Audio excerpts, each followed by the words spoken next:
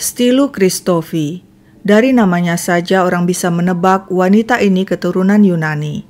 Namun Stylu tidak lahir di Yunani, melainkan di sebuah kampung miskin di Siprus, sebuah negara pulau di perairan Mediterania yang berada di selatan Turki. Di Siprus, orang Yunani atau dikenal dengan sebutan Yunani Siprus atau Cypriot Greek jumlahnya cukup banyak. Menurut sejarahnya, dulu Siprus adalah bagian dari Yunani. Di usia 25 tahun, Stylu menikah dengan seorang petani buah zaitun termiskin di kampungnya.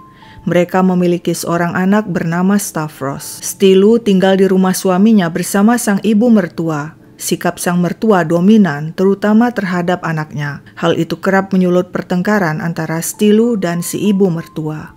Pernikahan Stylu berakhir saat suaminya pergi meninggalkan dirinya.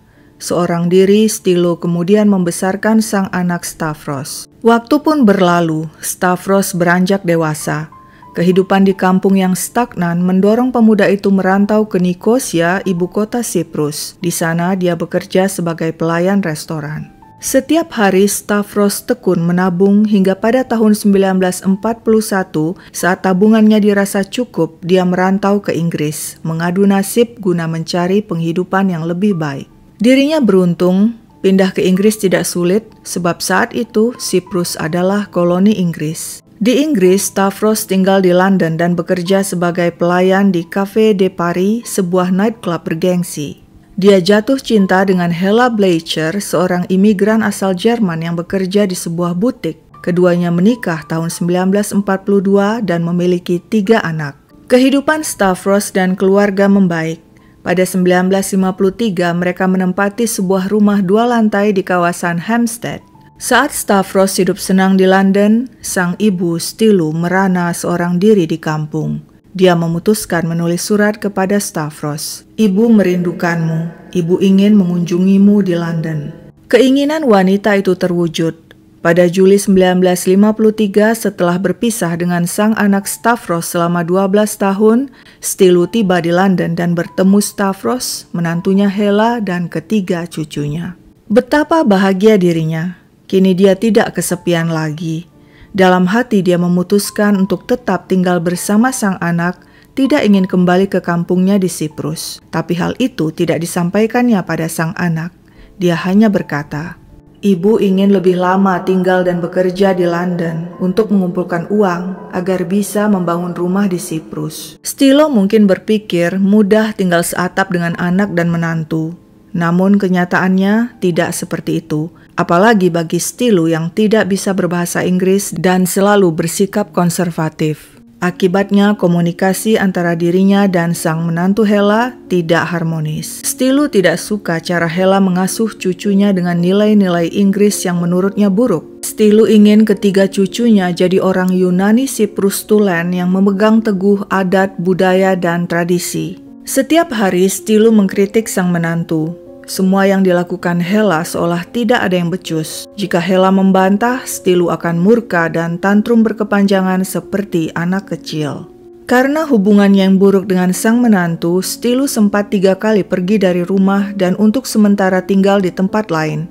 Tapi tidak lama, sebab akhirnya dia kembali ke rumah anak dan menantunya. Sejak kehadiran sang ibu mertua, bagi Hella rumahnya menjelma bak neraka kecil. Dia tidak tahan setiap hari mendengar omelan dan kritikan wanita itu. Suatu hari di tahun 1954, Hella protes pada suaminya, "Pulangkan ibumu ke Siprus. Kalau tidak, aku yang akan pindah ke Jerman bersama anak-anak." Stavros tidak berkutik. Dia setuju dan bicara baik-baik pada sang ibu, membujuknya untuk pulang kampung saja ke Siprus. Stylu terkejut. Sakit hatinya disuruh pulang kampung. Dia tahu semua itu akibat ulah menantunya Hella yang ingin menendangnya dari hidup sang anak. Yang membuat Stylu lebih marah lagi, mengapa anaknya Stavros membela Hella dan bukan membela dirinya sang ibu kandung yang telah melahirkannya. Mestinya Stavros mengusir Hella pergi dari rumah mereka dan bukannya malah memulangkan dirinya, sang ibu kandung, ke kampung. Bagi Stylu, hal ini tidak bisa dibiarkan. Wanita itu pun menyusun rencana. Baginya, kerikil mengganggu dalam rumah harus segera disingkirkan selamanya. Dan kerikil itu adalah Hella. Pada malam 29 Juli 1954, Stylu dan Hela sedang berada di rumah. Anak-anak sudah tidur, sedangkan Stavros sedang pergi bekerja shift malam. Ketika Hela sibuk di dapur, Stylu mengambil penampung abu perapian yang terbuat dari besi yang akan dipakainya sebagai senjata. Mengendap-endap, wanita itu melangkah ke arah Hela yang sedang berdiri membelakanginya. Saat itulah Stylu mengangkat senjatanya dan menghantamkannya berkali-kali ke kepala Hela. Seketika Hela ambruk. Stylu mencekik wanita itu dengan sehelai scarf. Selanjutnya apa yang harus dilakukannya? Stylu melepas cincin kawin Hela, lalu menyeret jasadnya ke halaman belakang dan menyiramnya dengan parafin. Terakhir dia menyulutnya dengan api yang segera berkobar.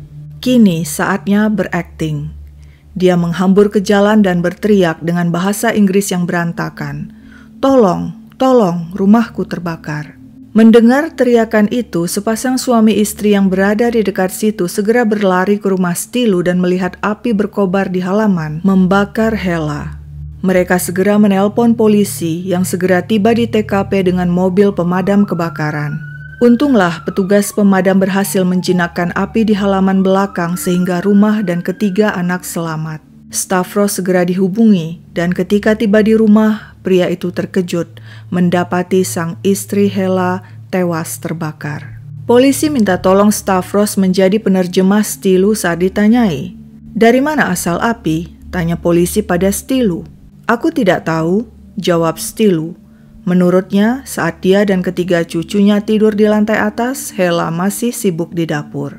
Kemudian, tiba-tiba tengah malam, Stylu terbangun karena mencium bau asap.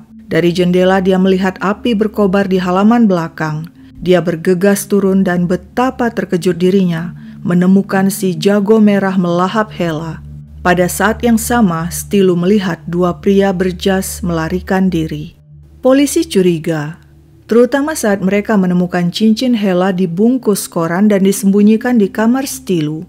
Ketika ditanya mengapa cincin itu ada di sana, Stylu tidak bisa memberikan jawaban memuaskan. Stavros juga mengatakan pada polisi, selama 12 tahun pernikahan mereka, Hela tidak pernah melepas cincinnya.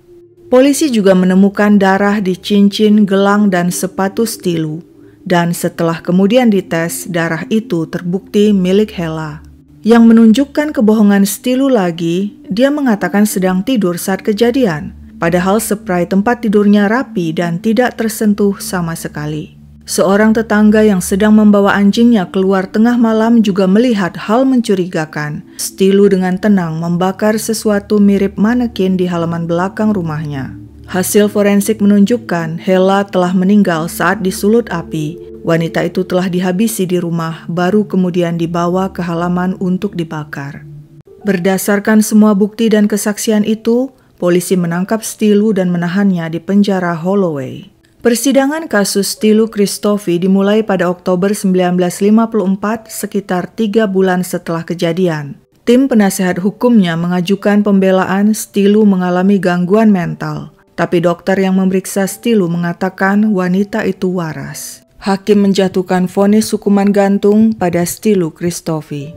Pukul 9 pagi pada 15 Desember 1954 di penjara Holloway, Algojo Kondang Albert Pierpoint yang telah mengeksekusi 600 napi semasa hidupnya mengakhiri hidup Stylu di tiang gantungan. Stylu berakhir dalam kesendirian.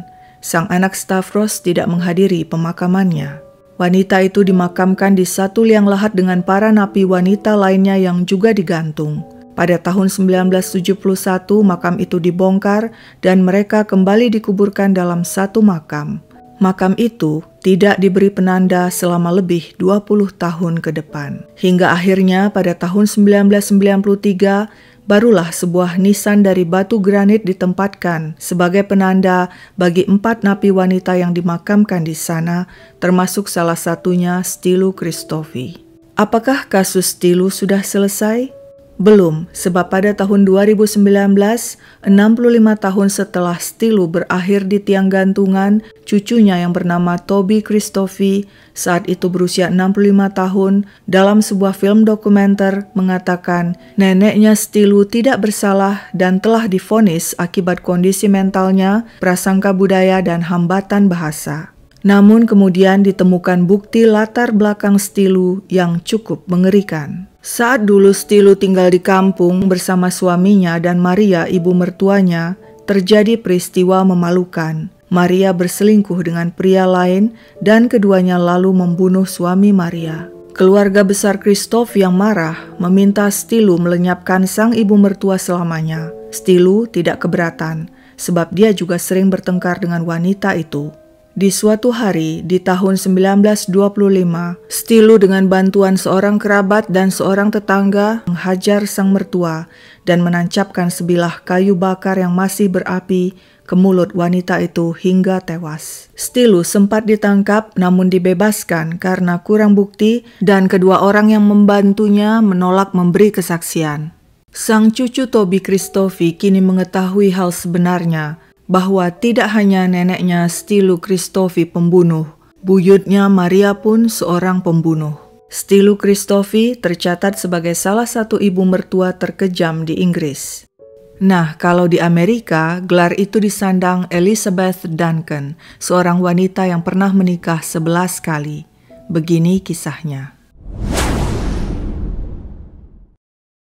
Bagi Elizabeth Ann Duncan yang biasa dipanggil Ma Duncan, anak laki-lakinya Frank adalah segalanya. Frank kesayangannya, cintanya, obsesinya. Bisik-bisik mengatakan hubungan keduanya melebihi hubungan ibu dan anak. Mereka punya hubungan terlarang meski tidak seorang pun bisa membuktikannya. Pada tahun 1956, Elizabeth alias Ma Duncan dan sang anak Frank menetap di Santa Barbara, sebuah kota sekitar 3 jam berkendaraan dari Los Angeles, Amerika Serikat. Frank adalah seorang pengacara. Teman-temannya menyebutnya anak mama. Meski usianya sudah hampir 30 tahun, Frank belum menikah dan tinggal bersama sang ibu. Keduanya tidak pernah berpisah. Elizabeth adalah pemuja dan supporter utama Frank. Setiap Frank tampil di pengadilan membela berbagai kasus, Elizabeth selalu hadir memberi semangat, memberi dukungan. Pertanyaan favorit sang ibu pada sang anak adalah, "Frank sayang, kau tidak akan meninggalkan ibu kan?" Tentu saja tidak, Bu. Kita akan selalu bersama selamanya. Begitu selalu jawab Frank. Namun entah kenapa Frank mulai berubah pikiran. Lambat laun timbul keinginannya untuk hidup mandiri dan tinggal sendiri berpisah dari sang ibu. Mendengar keinginan anaknya itu, kontan sang ibu histeris. Wanita itu langsung menenggak obat tidur hingga overdosis. Untung saja dia berhasil diselamatkan meski harus tinggal di rumah sakit beberapa lama. Akibat kejadian itu, Frank membatalkan rencananya pindah rumah. Di ranjang rumah sakit, Elizabeth tersenyum saat mengetahui sang anak kesayangan akan tetap tinggal bersamanya. Selama dirawat di rumah sakit, Elizabeth ditangani seorang perawat cekatan bernama Olga Kupchik. Frank suka pada si perawat yang selalu ditemuinya setiap dia menjenguk ibunya. Frank tidak bertepuk sebelah tangan sebab Olga pun suka padanya. Ketika Elizabeth sembuh dan kembali ke rumah, Olga dan Frank berpacaran. Mengetahui hal itu, Elizabeth marah. Dia teror Olga. Hampir setiap hari dia menelpon Olga di kantor atau di apartemennya dan mengancam wanita itu. "Tinggalkan anakku sekarang juga. Jangan coba-coba ambil anakku, Frank." Tapi Olga tidak mundur. Dia malah mengatakan akan menikah dengan Frank.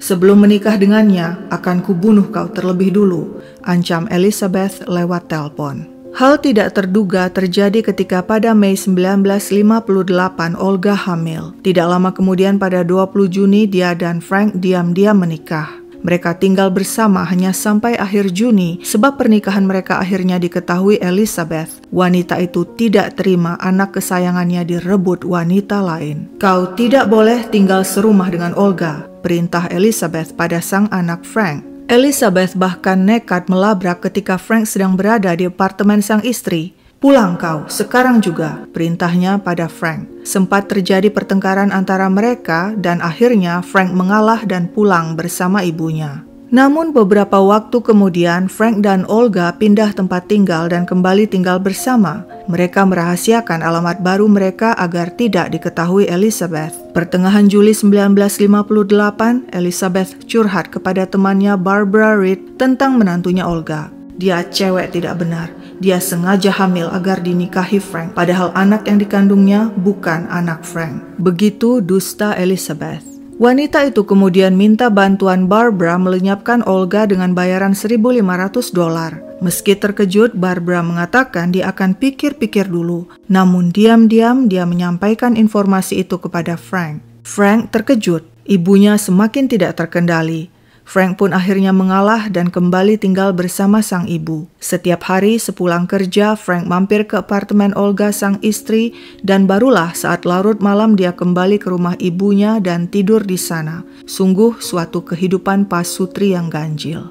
Pada Agustus 1958, Elizabeth alias Ma Duncan yang tidak bisa juga menerima pernikahan anaknya menemukan ide untuk membubarkan pernikahan itu. Dengan bantuan Ralph Winterstein, seorang mantan napi, mereka merancang kebohongan. Di pengadilan, Ralph pura-pura tampil sebagai Frank, sedangkan Elizabeth berperan sebagai Olga. Ralph mengajukan pembatalan pernikahan. Alasannya, istrinya Olga tidak mau tinggal serumah dengannya dan menolak melanjutkan kehidupan pernikahan mereka. Pengadilan pun mengabulkan pembatalan pernikahan itu. Elizabeth senang luar biasa, tapi hal itu ternyata belum cukup. Lewat seorang teman, Elizabeth membujuk Ralph untuk melenyapkan Olga. Ralph terkejut dan segera menolak. Dia bahkan mengancam akan melaporkan hal itu kepada polisi. Tapi Ralph mundur sebab takut jika nanti dia melapor, malah dirinya yang akan dicurigai polisi sebab dia mantan napi. Pada pertengahan Agustus, Elizabeth akhirnya mengetahui alamat tempat tinggal Olga. Diam-diam wanita itu nekat masuk ke apartemen Olga untuk mengecek apakah ada pakaian Frank di sana. Jika ada, berarti Frank tanpa seizinnya masih sering mengunjungi Olga. Kepada pengelola apartemen, Elizabeth berkata, "Olga tidak boleh memiliki Frank. Jika perlu, aku akan lenyapkan dia." Elizabeth menyebar fitnah tentang Olga. Kepada Diane Romero, istri seorang klien Frank, dia mengatakan Olga memeras Frank. "Diane, tolong aku untuk menyingkirkan wanita itu." Awalnya Diane bersedia, tapi setelah tahu Olga ternyata adalah perawat yang dulu pernah merawatnya saat opname di rumah sakit, Diane menolak, tidak mau berurusan dengan rencana jahat Elizabeth. Betapa kesalnya Elizabeth. Dia mencoba membujuk suami Diane untuk melaksanakan rencananya dengan imbalan sejumlah uang, tapi sama dengan istrinya, pria itu pun menolak. Bagaimana ini? Elizabeth putar otak. Bersama Emma, sahabatnya, pada 12 November 1958, dia datang ke Tropical Cafe di Santa Barbara. Pemilik kafe itu Pasutri Esquivel yang merupakan klien Frank yang didakwa pengadilan menampung barang curian. Kepada Esquivel, Elizabeth berkeluh kesah tentang Olga yang selalu memerasnya. Dia bahkan nekat akan menyiram Frank dengan air keras. Begitu ratap Elizabeth pada Esquivel, "Please, carikan aku orang yang bisa menyingkirkan Olga." Esquivel yang bersimpati pada Elizabeth bersedia membantu dan mengenalkannya pada dua pria, Luis Moya dan Augustin Gas Baldonado. Elizabeth menawarkan bayaran $3.000 kepada keduanya dan tambahan $3.000 lagi dalam waktu 3 hingga 6 bulan jika mereka bisa menyingkirkan Olga selamanya. Mereka pun menyusun beberapa rencana dan akhirnya sepakat Luis dan Gas akan menculik Olga lalu membawa dan membunuhnya di Tijuana, Meksiko. "Kami butuh transportasi dan senpi," begitu kata Luis dan Gas. Elizabeth lalu memberikan uang $175 kepada keduanya untuk biaya awal. Luis dan Gas mulai bertindak. Mereka menyewa mobil seorang kenalan dan meminjam senpi dari seorang teman. Malam 17 November 1958, keduanya mendatangi apartemen Olga dengan mobil. Luis mengetuk pintu apartemen Olga. Pintu terbuka. Olga muncul. "Anda istri Frank?" tanya Luis. Olga mengangguk. Luis lalu berkata, "Suami Anda mabuk di bar dan aku membantu membawanya pulang." Luis mengajak Olga ke mobilnya untuk melihat Frank. Tanpa curiga, wanita itu menuruti. Dia tidak tahu sang maut telah menanti. Di jok belakang mobil, Gus tidur berpura-pura jadi Frank. Begitu Olga membuka pintu belakang mobil untuk melihat suaminya, Louis langsung memukul kepala wanita malang itu dengan gagang senpi. Secepat kilat Gus menarik Olga masuk ke jok belakang. Mobil segera melaju. Olga menjerit dan menendang. Louis kembali memukul kepalanya dengan gagang senpi hingga pingsan. Di tengah malam mobil terus melaju. Tapi sial, mesin mobil bermasalah. Louis dan Gus yakin mobil itu tidak akan bisa melaju hingga Meksiko. Keduanya pun mengubah rencana dan mengarahkan mobil ke kawasan Ojai di Ventura County, California. Di suatu tempat sepi, mereka berhenti dan menyeret Olga keluar dari mobil. Mereka berniat menembak wanita itu, tapi batal karena ternyata senpi rusak saat dipakai memukul Olga. Keduanya memutuskan bergantian mencekik Olga. Terakhir, mereka menggali lubang dan mengubur wanita itu. Sementara itu, kepala perawat khawatir, kemana Olga? Dia tidak masuk kerja. Si kepala perawat lalu mendatangi apartemen Olga dan terkejut melihat pintu apartemen terbuka lebar. Sangat mencurigakan. Instingnya mengatakan hal buruk telah menimpa rekannya itu. Dia pun langsung melapor kepada polisi tentang hilangnya Olga. Polisi memulai investigasi dan menanyai banyak pihak termasuk Frank si suami, Elizabeth si mertua, dan pengelola apartemen. Si pengelola apartemen mengatakan pada polisi Elizabeth pernah berkata padanya tentang kebenciannya pada Olga dan ingin menghabisi wanita itu karena tidak suka hubungannya dengan Frank. Pengelola apartemen juga mengatakan menurut Elizabeth, Frank dan Olga hidup dalam dosa alias kumpul kebo, mereka tidak pernah menikah. Penasaran dengan informasi itu, aparat lalu mengecek pernikahan Frank dan Olga. Ternyata pernikahan itu telah dibatalkan. Namun hasil investigasi menunjukkan pembatalan itu adalah hasil rekayasa Elizabeth dengan dibantu seorang mantan napi. Elizabeth pun ditahan polisi atas tuduhan penipuan dan membuat pernyataan palsu untuk mendapatkan pembatalan pernikahan anaknya. Sementara Elizabeth ditahan atas tuduhan penipuan, polisi mendapatkan informasi keterlibatan Luis Moya dan Agustin Baldonado dalam hilangnya Olga. Kedua pelaku amatir itu pun ditangkap. Mereka mengaku dan memberitahu mereka adalah orang suruhan Elizabeth. Mereka juga memberitahu kuburan Olga. Hasil otopsi kemudian menunjukkan saat dikubur, Olga sebenarnya masih dalam kondisi hidup. Wanita itu tewas dalam kondisi hamil.